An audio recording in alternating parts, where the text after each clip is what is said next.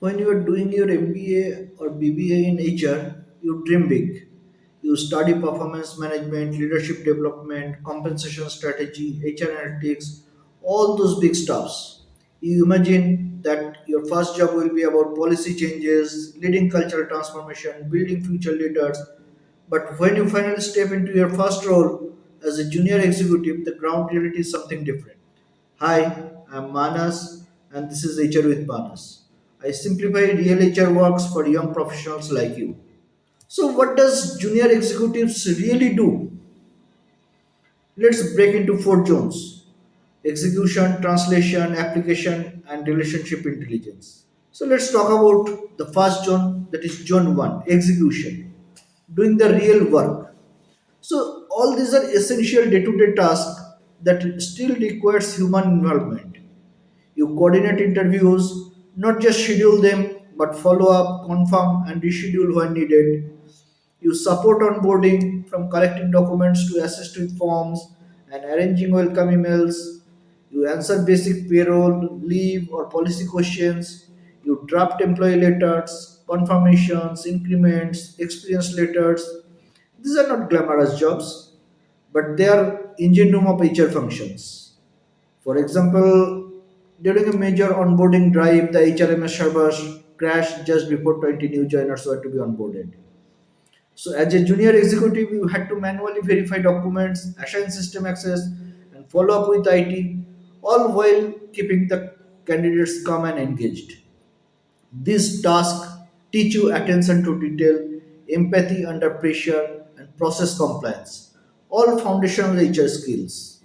Then comes our zone 2, the translation, working with the systems. Nowadays, a lot of work is now done by systems. CV screening is handled by application tracking systems. Chatbot answer leave balance queries. HRMS automates attendance, reimbursement workflows, and more.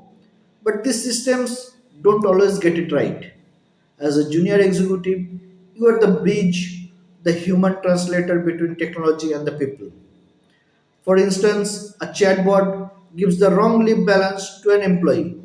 Someone has to step in, check the system's log, correct the error, and explain it patiently, reinforcing trust in both technology and HR.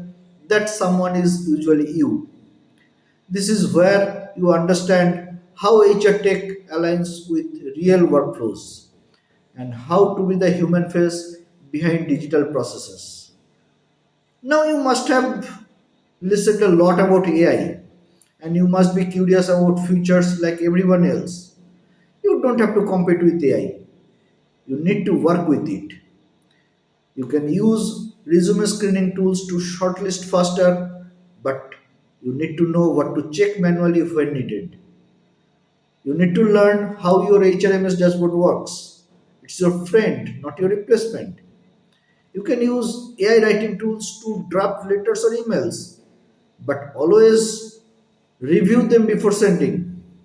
The idea is let AI does the heavy lifting and you add the human value. So we can now talk about our zone 3, the application part, where the theory meets the real life. So this is where your concepts, all you have studied in your classes, comes alive quietly. You have studied personality types. Now you use those lenses while interacting with employees. You can, for an example, an extrovert team lead might be direct in complaining about issues, while an introvert team member may hint or give hint at dissatisfaction indirectly. But you need to tune into the both. You have learned motivation theories.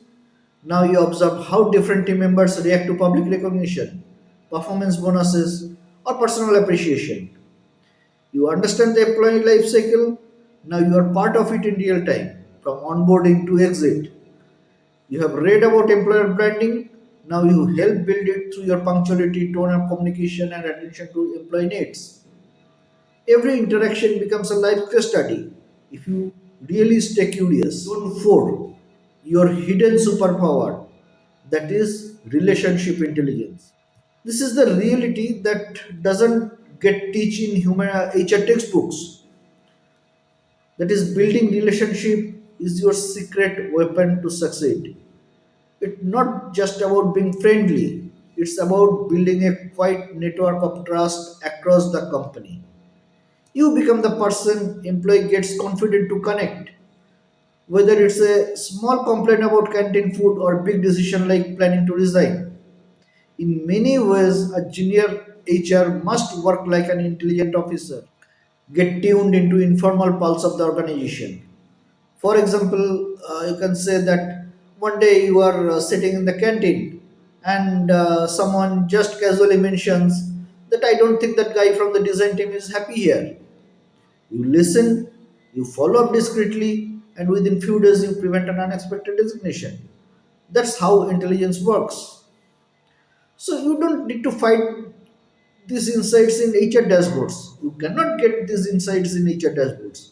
You gather them from conversation, observations, and building trust. A smart junior HR doesn't just do the work, they observe, connect, and grow.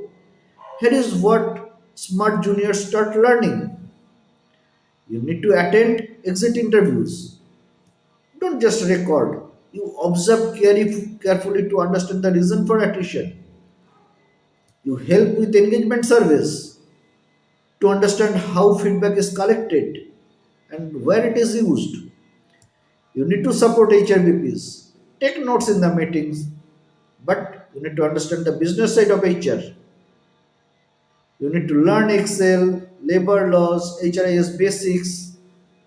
You can coordinate with vendors. It builds your ownership. This is your real time HR lab. You will build speed, structure, people skills, and most importantly, the context, the business context of it. If you understand and excel at these four zones, you are not just doing junior level work anymore. You are preparing for the next level. HR business partner, talent specialist, cultural designer, strategic advisor. Because every future HR leader once started by issuing ID cards and coming frustrated employees. But what they did it with attention, empathy, and intent to grow. So if you are working as a junior executive but just starting your let us know what's been your most surprising learning so far, or which part of your job are you still figuring out. You can drop it in the comments, and I'll cover the real ones in the future episodes. Let's talk real HR, not textbook HR. Thank you.